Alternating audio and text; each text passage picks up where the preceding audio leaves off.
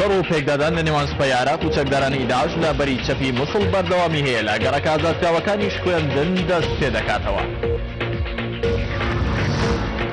حەزبە کوردەکانی شاری کەرکوک بۆ گفتوگۆکردن لە سەردواکەوتنی کۆنتڕۆڵکردنەوەی حەویجە و هەڵبژاردنەکانی پارێزگای کەرکوک کۆبوونەوە. بڕیارە سێشەمەی داهات و بامەدەبوونی وەزیرانی نەوتی هەردوو وڵات دەست بە هەناردەکردنی گازی سروشتی لە ئێرانەوە بۆ وڵاتی عێراق بکرێت.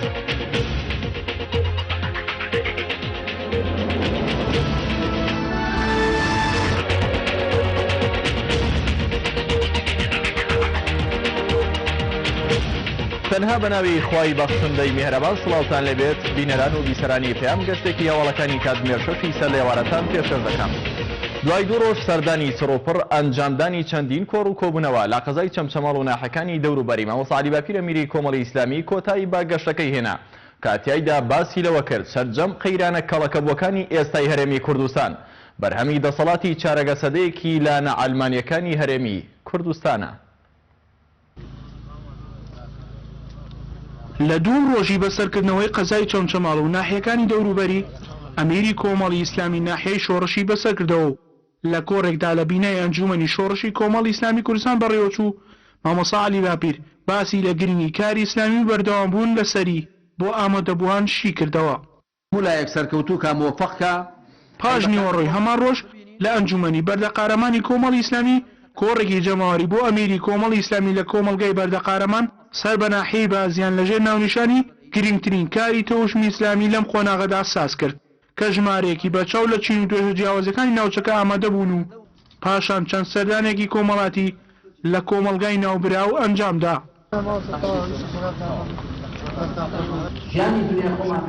هاوکات هەمان ڕۆژ ڕاگەیاندنی ئەنجومەنی تەکیەی کۆمەڵی ئیسلامی کۆڕێکی جەماوەری بەرفراوانی لە هۆڵی بۆنەکانی ناحیەکە لەژێر ناونیشانی دڵسۆسی بۆ خودا و خەڵک جەوهەری دینداریە ساز کرد. مامۆستا عەلی باپیر باسی لەوە کرد سەرجەم قەیرانە کەڵەکەبووانی ئێستای هەرێم بەرهەمی دەسەڵاتی چارەکە سەدەی لایەنە ئەڵمانیەکانە نەک ئیسلامیەکان بەو پێی سەرجەم جومکە هەستیارەکانی دەسەڵات و حکومداری بەدەست یەکێتی و پارتیەوە بووە لە ڕابردوو لە ئێستادا.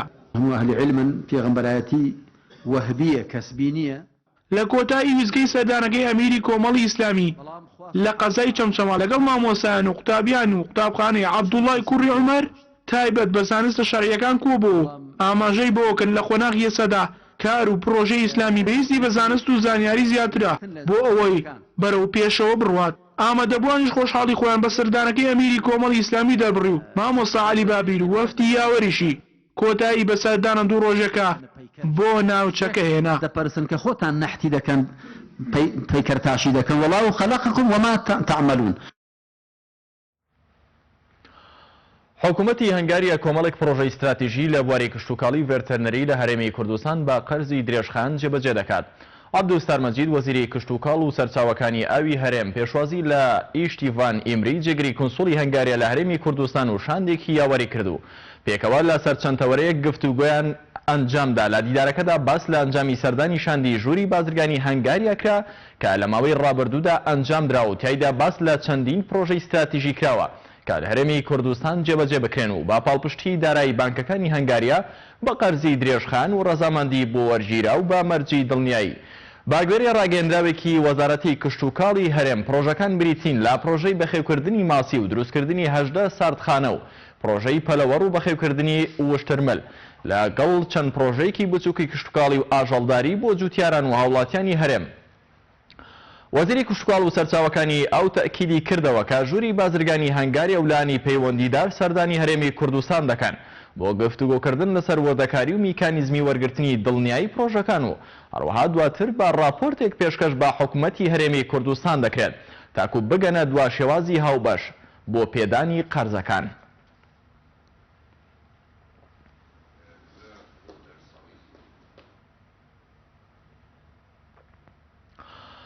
تا ئێستا شەڕ و پێکدادان لە نێوان سوپای عێراق و چەکدارانی داعش لە دوو گەڕەکی بەری چەپی موسڵ بەردەوامی هەیە کە ئەوانیش دوا پێگەی چەکدارانی داعشن لە بەری چەپی شارەکە کە ئێستا زۆرینەی بەدەستی سوپای عێراقەوەیە.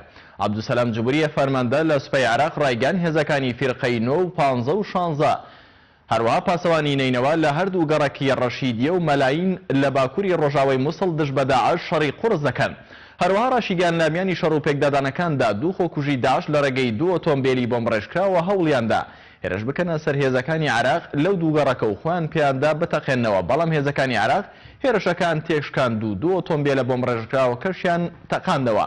ئەفسەرەکەی سوپای عێراق دووپاتیشی کردەوە کە شەڕ و پێکدادانەکان بە دەرکردنی داعش لەو دوو گەڕەکە کۆتایی دێت و هەروەها پێشبینی کرد کە دوای کۆنتڕۆڵکردنەوەی هەردوو گەڕەکی ڕەشیدیە و مەلاین هێزەکانی عێراق لە ڕووباری دیجلە بپەڕنەوە و بگەنە کەناری ڕۆژئاوای ڕووبارەکە. لەلایەکی ترەوە نەقیب حەیدەر وائیلی ئەفسەر لە سوپای عێراق ڕایگەیاند هێزاوبەشەکان کە لە نێوانیاندا هێزی پاسەوانی نینەوە هەیە لە ئێستادا سەرقاڵی پاکردنەوەی شەقامەکانی گەڕەکی عەرەبی باکووری مووسڵن لە پاشماوەکانی چاکدارانی داعش.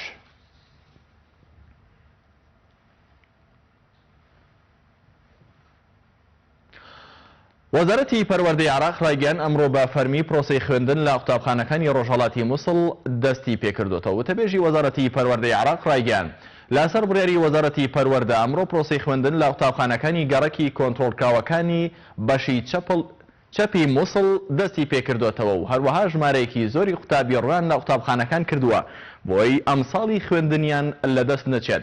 وتەبێژەکە ئاماژەی بەوەشدا کە ژمارەیەکی زۆری قوتابی لە بەشی ڕاستی مووسڵ بۆ خوێندن ڕوان لە قوتابخانەکانی بەشی چەپی شارەکە کردووە. ئێبراهیم سەبتی باسی لەوەش کرد کە وەزارەتەکەیان بە هەمانگی لەگەڵ دام و دەستگاکانی دیکە دەستیان کردووە بە دووبارە ئاوادانکردنەوەی ژێرخانی ئەو قوتابخانانەی کە بەهۆی شەڕ و پێکدادان و بردومانەکانەوە زیانی مادیان پێگەیشتووە. وەزارەتی پەروەردەی عێراق 7 قوتابخانەی لا بەشی چەپی مووسڵ دیاری کردووە کە ئەمڕۆ پرۆسەی خوێندنتیاندا دەستی پێکردووەتەوە.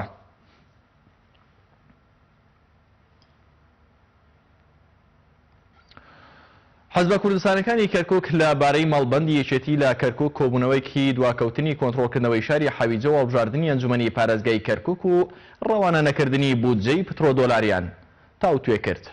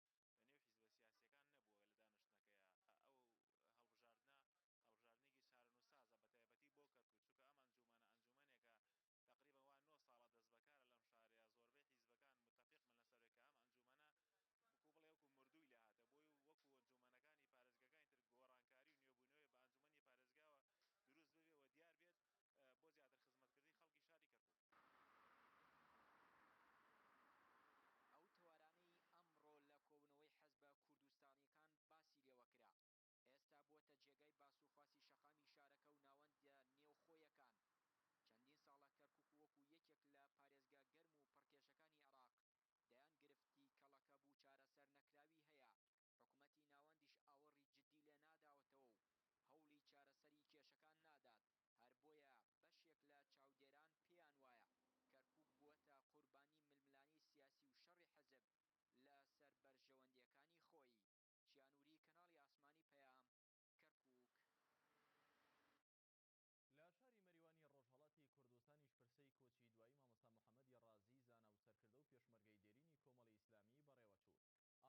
بۆیە بەشێک لە چاودێران پێیان وایە کەرکووک بووەتە قوربانی ململانی سیاسی و شەڕی حەزب لە سەر بەرژەوەندیەکانی خۆی چیانووری کەناڵی ئاسمانی پەیام کەرکووک. لە شاری مەریوانی ڕۆژهەڵاتی کوردستانیش پرسەی کۆچی دوایی مامۆستا محەممەدی ڕازی زانا و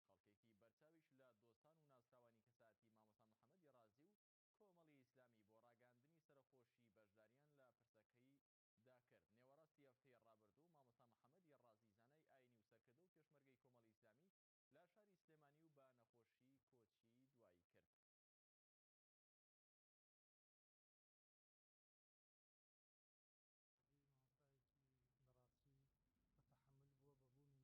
و سەرخۆشی بۆ کۆچی دوای مامۆستا محەممەد ڕازی زانای ئاینی و سەرکردە و پێشمەرگەی دێرینی کۆمەڵی ئیسلامی بەڕێوەچوو. خۆبدێکی کۆمەڵی ئیسلامی لە هەرێمی کوردستانەوە بۆ بەشداری لە پرسەکە گەیشتبوونە ڕۆژهەڵاتی کوردستان. خەڵکێکی بەرچاویش لە دۆستان و ناسراوانی کەساتی مامۆستا محەممەدی ڕازی و کۆمەڵی ئیسلامی بۆ ڕاگەاندنی سەرخۆشی بەشداریان لە پرسەکەی داکرد. نێوەڕاستی هەفتەی ڕابردوو مامۆستا محەممەدی ڕازی زانای ئاینی و سەرکردە و پێشمەرگەی کۆمەڵی ئیسلامی لە شاری سلێمانی و بە نەخۆشی کۆچی دوایی کرد. مامۆستایەکی بەڕاستی بەتەحمل بووە بەبوون و نەبوون ڕازی بووە و ئەو لە قەدەیشی بەخۆی گرتووە بەڕاستی ڕازی بووە هەڵای بووە لە بواری دینیە لە دەرسوتنەوە و علومە شەرعیەکانە لە هەموو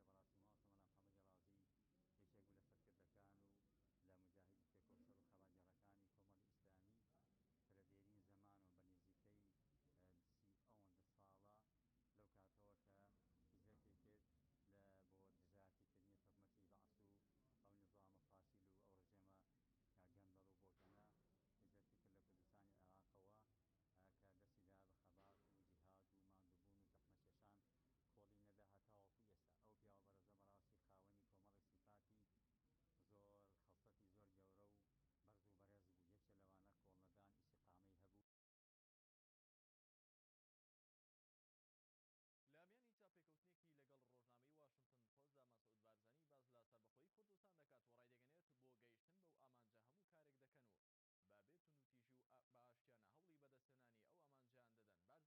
ئیسلامی و تەبلیغ بووە و بۆ دەرسوتنەوە بە فەقێ و بە تەلەبەی دینی بەوە مامۆستا لێبوردنی زۆر بووە و لە بەرابەر هەموو خەڵکێکەوە و ئەهلی سوڵحیش بووە و یەکێ لە نەقش و نگاری مامۆستا لە جەژنەکانە سەردانی هەموو ماڵی فەقیر و هەژارەکانی کردووە. ئەم پرسە سەرخۆشیە بۆ جەنابی مامۆستا مەلا محەممەدی ڕازی کە بەڕاستی مامۆستا مەلا محەممەدی ڕازی یەکێک بوو لە سەرکردەکان و لە مجاهیدی پێکەوسەر و خەڵاجەڕەکانی کۆمەڵی ئیسلامی کە لە دێرین زەمان و بە نزیکەی 30 ساڵە لەو کاتەوە کە هیجرەتی کرد لە بۆ دژایەتیکردنی حکومەتی بەعس و ئەو نظامە فاسیل و ئەو ڕژێمە گەندەڵ و بۆتەنە هیجرەتی کرد لە کوردستانی عێراقەوە کە دەستیدا بە خەبات و جیهاد و ماندووبوون و زەحمەتکێشان کۆڵی نەدا هەتاوەکو ئێستا ئەو پیاوە بەڕێزە بەڕاستی خاوەنی کۆمەڵی سیفاتی زۆر خەڵسەتی زۆر گەورە و بەرز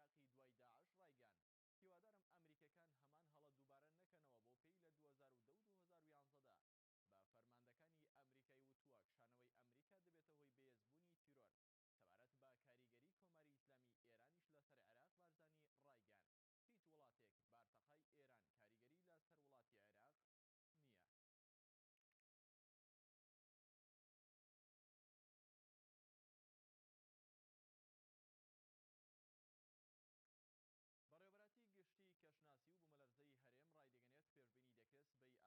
سەبارەت بەمانەوەی هێزەکانی ئەمریکا لە عێراقی دوای داعش ڕایگەیاند هیوادارم ئەمریکەکان هەمان هەڵە دووبارە نەکەنەوە بۆ پێی لە 2010 و 2011دا بە فەرماندەکانی ئەمریکای وتووە کشانەوەی ئەمریکا دەبێتە هۆی بەهێزبوونی تیرۆر. سەبارەت بە کاریگەری کۆماری ئیسلامی ئێرانیش لەسەر عێراق بارزانی ڕایگەیاند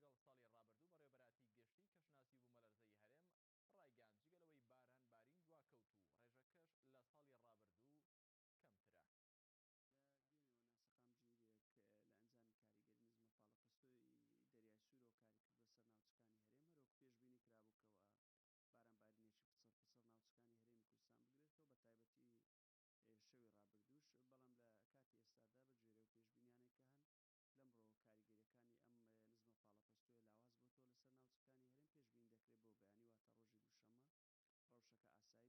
لەسەر وڵاتی عێراق نییە.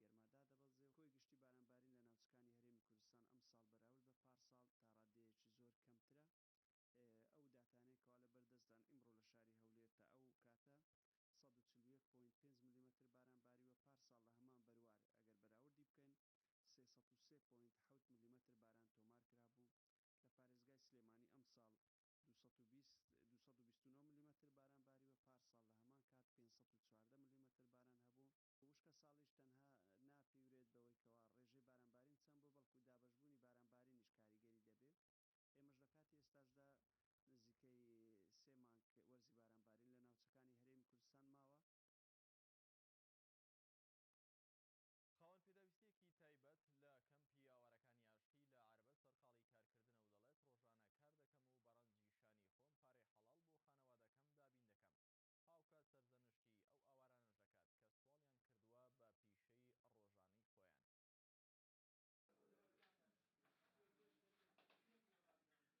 ڕۆژانەی خۆیان. قەیس شەهاب تەمەنی 23 ساڵە و لە کەمپی ئاوارەکانی ئاشتی لە عەربەت لەگەڵ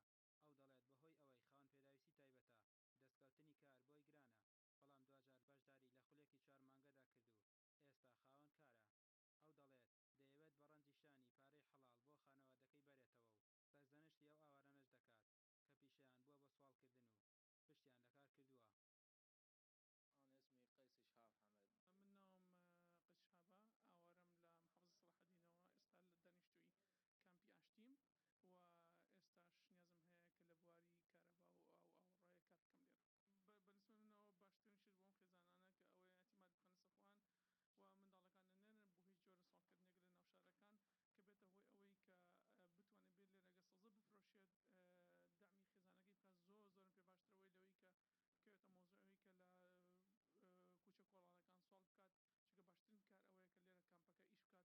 و ئاوەڕێی کار بکەم لێرە. بەنسبە منەوە باشترین شت بۆم خێزانانە کە ئەوەی ئەتیماد بخەنە سەرخۆیان و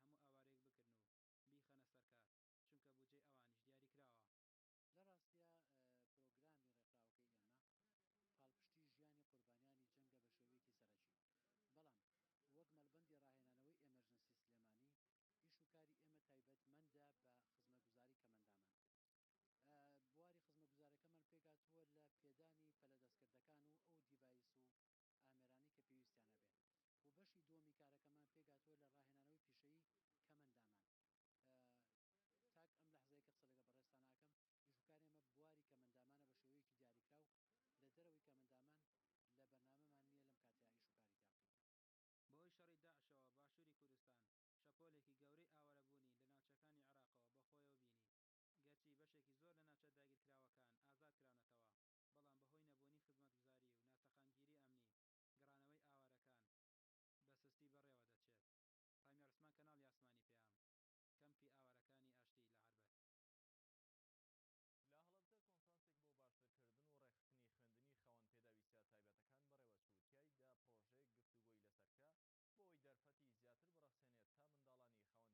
نەبن لە پرۆسەی خوێندن و فێربوون. بەڕێوەبەراتی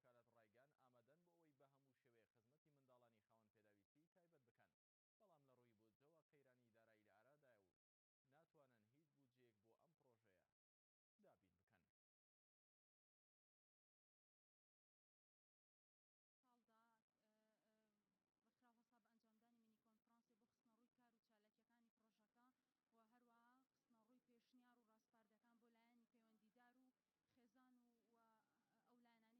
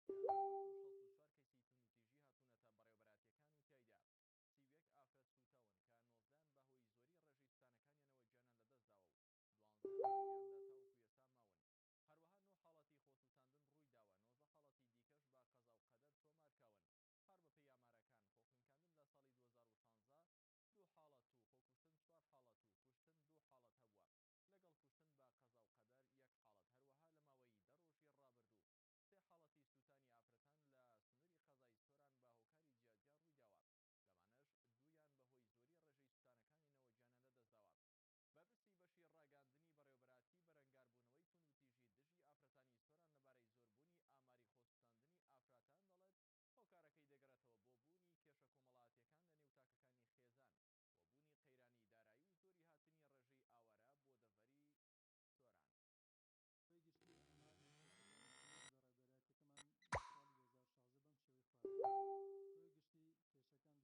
ڕەوانەی دادگای تایبەتمەند کراوە،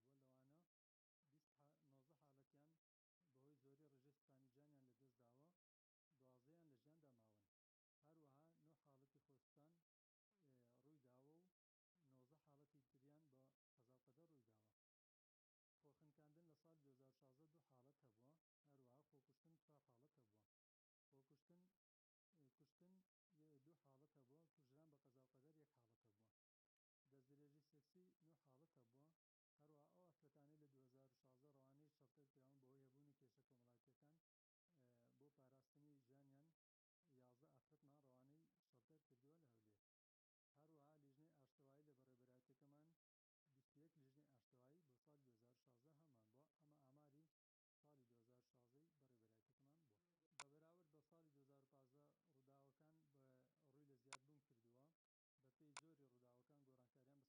19 حاڵەتیان بەهۆی زۆری ڕێژەی سوتانی جانیان لەدەستداوە، 12یان لە ژیاندا ماون.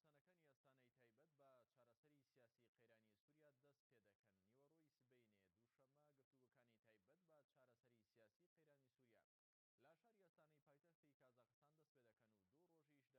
تریان بە قەزا و قەدەر ڕوویداوە. خۆخنکاندن لە ساڵی 2016 2 حاڵەت هەبووە، هەروەها خۆکوشتن 4 حاڵەت هەبووە. کوشتن 2 حاڵەت هەبووە، کوژران بە قەزا و قەدەر 1 حاڵەت هەبووە. دەستدرێژی سێکسی 9 حاڵەت هەبووە، هەروەها ئەو ئافرەتانەی لە 2016 ڕەوانەی شەڵتەر کراون بەهۆی هەبوونی کێشە کۆمەڵایەتیەکان بۆ پاراستنی ژیانیان 11 ئافرەتمان ڕەوانەی شەڵتەر کردووە لە هەولێر. هەروەها لیژنەی ئاشتەوایی لە بەڕێوەبەراتیەکەمان 21 لیژنەی ئاشتەوایی بۆ ساڵی 2016 هەمان بووە. ئەمە ئاماری ساڵی 2016 بەڕێوەبەراتیەکەمان بووە. بەبەراورد بە ساڵی 2015 ڕووداوەکان بە ڕووی لە زیادبوون کردووە، بەپێی زۆری ڕووداوەکان گۆڕانکاریان بەسەر داهاتووە، بەڵام بەداخەوە بەبەراورد بە هەموو ساڵانی ڕابردوو ڕووداوەکان ڕوو لە زیادبوون بووە. سبەی نێدانووسانەکانی ئەستانەی تایبەت بە چارەسەری سیاسی قەیرانی سووریا دەست پێ دەکەن. نیوەڕۆی سبەینێ دووشەممە گفتوگۆکانی تایبەت بە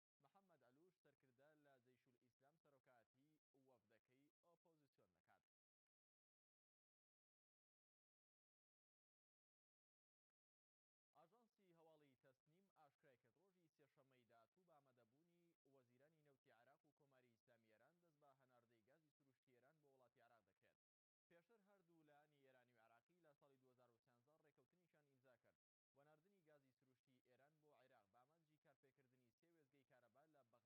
بەڵام لە ئێستادا ئامانجی سەرەکی جێگیرکردنی ئاگربەستە. وەفدێکی ڕژێم لەلایەن بەشار جەعفەری نوێنەری سووریا لە نەتەوەی گرتوەکانەوە سەرۆکاتی دەکرێت لەلایەن ئۆپۆزیسیۆنیشەوە. محەممەد ئەلوش سەرکردە لە جەیشول ئیسلام سەرۆکاتی وەفدەکەی ئۆپۆزیسیۆن دەکات.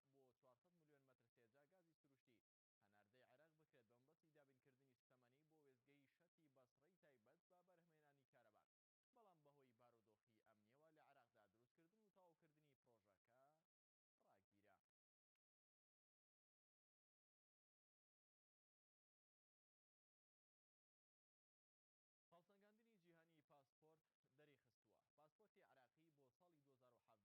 وەناردنی گازی سروشتی ئێران بۆ عێراق بە ئامانجی کارپێکردنی 3 وێستگەی کارەبا لە بەغداد و دیالە، بەڵام ڕێکەوتنەکە نەچووە بواری جێبەجێکردنەوە. لە تشرینی یەکەمی ڕابردووشدا عێراق و ئێران ڕێکەوتنێکی نوێیان بۆ هەناردەی گازی سروشتی ئێران بۆ عێراق گەڵاڵە کرد. لەم چوارچێوەیەشدا بڕیاردرا بڕی 250 بۆ 400 ملیۆن مەتر سێجا گازی سروشتی هەناردەی عێراق بکرێت بە مەبەستی دابینکردنی سوتەمەنی بۆ وێستگەی شەتی بەسڕەی تایبەت بە بەرهەمهێنانی کارەبا، بەڵام بەهۆی بارودۆخی ئەمنیەوە لە عێراقدا دروستکردن و تەواوکردنی پرۆژەکە ڕاگیرە. هەڵسەنگاندنی جیهانی پاسپۆرت دەری خستووە. پاسپۆرتی عێراقی بۆ ساڵی 2017 هێشتا بە یەکێک لە خراپترین پاسپۆرتەکانە ژمار دەکرێت، هەروەک هەردوو پاسپۆرتی ئەڵمانی و سویدی بە بەهێزترین پاسپۆرتەکانی جیهان و پێش هەردوو پاسپۆرتی بەریتانی و ئەمریکاش کەوتون. باپی هەڵسەنگاندنەکە کە ڕۆژنامەی دەیلی مەیلی بەریتانی بڵاوی کردوێتەوە لە پلەی یەکەمدا پاسپۆرتی ئەڵمانی هاتووە کە هەڵگری ئەم پاسپۆرتە بەبێ ڤیزا دەتوانێت گەشتی بۆ 158 وڵاتی جیهان پێ بکرێت. لە پلەی دووەمیش پاسپۆرتی سویدی و پاسپۆرتەکانی سنگاپور هاتوون کە گەشتیان بۆ 157 وڵات پێ دەکرێت. لە دوای ئەم وڵاتانەش پاسپۆرتەکانی دانیمارک و فنلەندا و فەڕەنسا و ئیسپانیا و سویسرا و نەرویژ